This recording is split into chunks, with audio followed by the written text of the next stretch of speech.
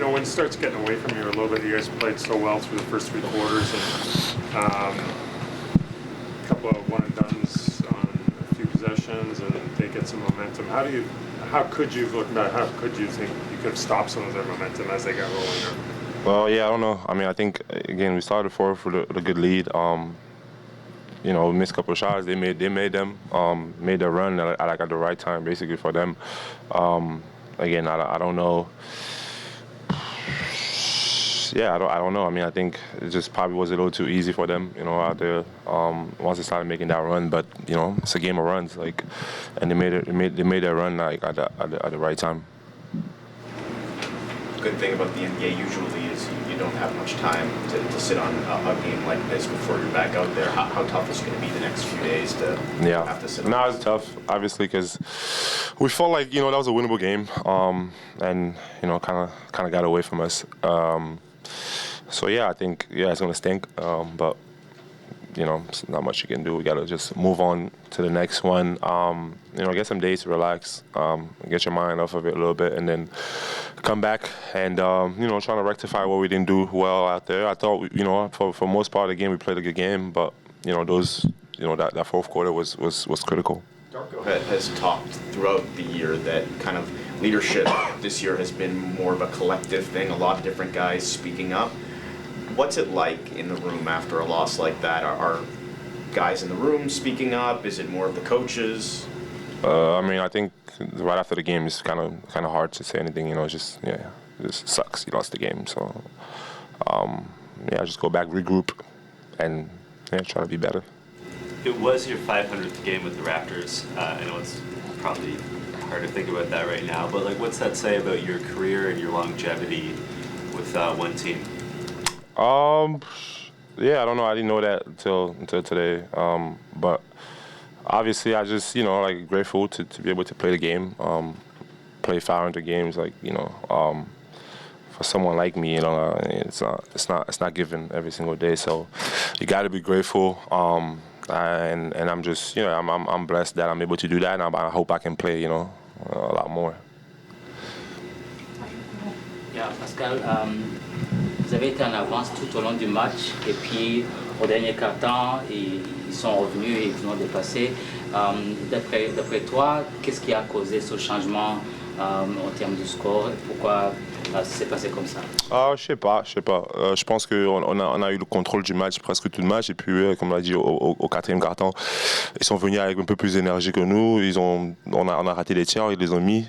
Et parfois c'est ça le basket, que tu rates, l'autre équipe met des points au bon moment, et puis ils ont eu le momentum, et c'est juste que pour nous on n'a pas pu stopper ce qu'ils ont fait à ce moment-là, et c'était pas évident.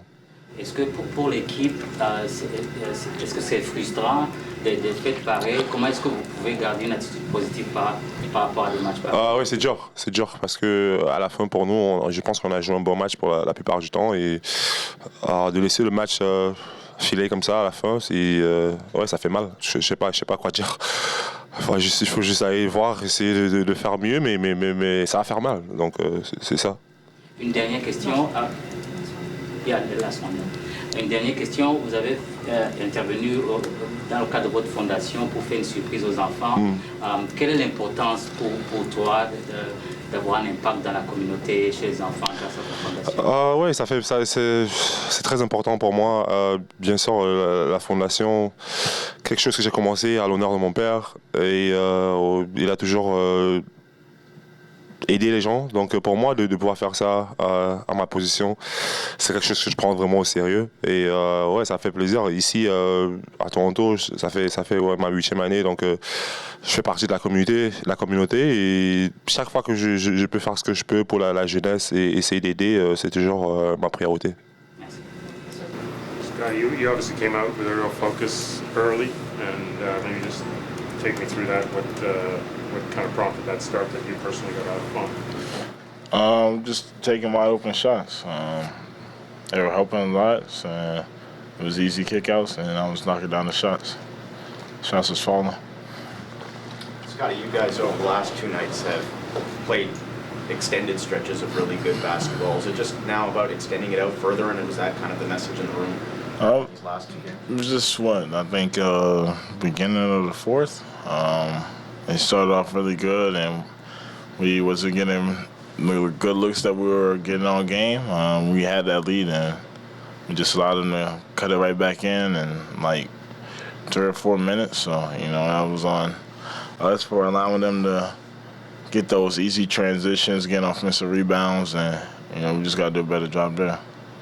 Is there somebody or maybe a few guys in the room that are especially vocal after a tough game like this, or is it mostly just the coaches that are speaking after a loss? I think we all really know what we needed to do out there in order to win, so we all really have it in the back of our minds. But the coaches usually, they come in and tell us what, we could have done better or the effort we put in, and just trying to stay positive. Is it getting hard to stay positive, given I think you've lost 10 out of 13 now? Is it getting a little difficult? I'm just trying to be happy that I'm playing basketball. I'm grateful every day that I wake up and be able to go out there and play NBA basketball. It's the best. Even coming off last night's loss, wake up happy that you're about to play another game. I love those back-to-backs, being able to play another game right after another. I just love basketball. I'm happy to play the game of basketball and be able to play with our guys. So I'm excited every practice, every game. I look forward to it. Will you try to sort of disconnect with it for a few days, or what's sort of your approach with a little break?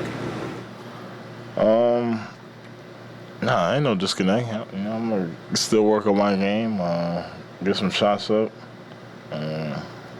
talk to some family, hang out with some family. Start with a 41-point fourth quarter against you. What did you see went on in that 12 minutes? It was not just those 12 minutes. Those 12 minutes definitely were the problem, but the problem started start of the third quarter. We had 23 assists in the first half, and we talked about that we need to continue moving the ball and playing together, and the way we started that third quarter just gave them life. They ended up having 8 points in transition. It was 0 points in the first half. I think that they gave them some life. They start feeling well. They start making shots, and we did not make our shots the way we did in the first half. We made 9 threes in the first half, only 4 in the second, and we did not do a good enough job of guarding in the fourth quarter that allowed them 41 points there. We called a really quick timeout at the start of the third quarter, and then again, start of the fourth, it got away from me with a bunch of backups in. Is it just effort again at that point in the game, or cohesion? It just looks like one thing leads to another thing. If we don't do right things on offensive end, it really affects everything that happens on defensive end. And you could see that the second half, our defense was non-existent. They scored 71 points in the second half, and we did not have the same flow. We settled for some shots that we did not take in the first half, and we settled for some contested shots instead of finding open men who was there, and that just took energy from us. I know 11 and 18 is obviously is about more than just lineups and things like that, but in your eyes, is it getting ugly enough where now lineups, minutes distribution, all that has to be looked at? Or? We're looking at always when we talk about it, what, how, why, who. Those are the questions, and how all of that affects everybody else. Sure, we can mix up rotations. We're mixing up during the game, and it's not like we have Steph Curry sitting on the bench and I am going to put him in there. I'm not keeping him on the court.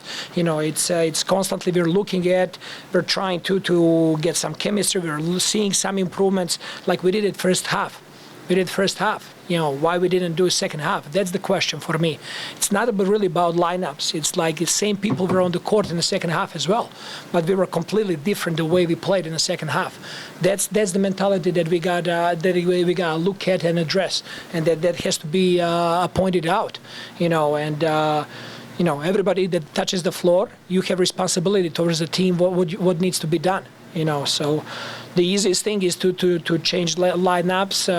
But are those just like cosmetics, or are we addressing the real thing? We had 16 points lead in the first half. For the game about how a win could go a long way and kind of reinforcing some of these things that you guys have been emphasizing and working on. How demoralizing is a loss like this, and how do you make sure that it doesn't get to that point where it's demoralizing for the team? It is demoralizing. It should be demoralizing because it was a second half. We did it in the first half, and then we followed the game plan, and we did a good job defensively, kept them to 55 points and scored 71. Like, for me, what happens there at the halftime for us not to be able to sustain that in the second half? And excuse cannot be, it's a back-to-back and none of that. This is NBA. Like, we know the schedule, how schedule works in this league, and it has to be our mentality that we put winning and we put team always in the first place. Barnes matched a career high with 32 points, but most of them came in the first half. What did you see from him tonight? He was rebounding the ball well. He passed the ball really well. He scored a lot of points in the first half.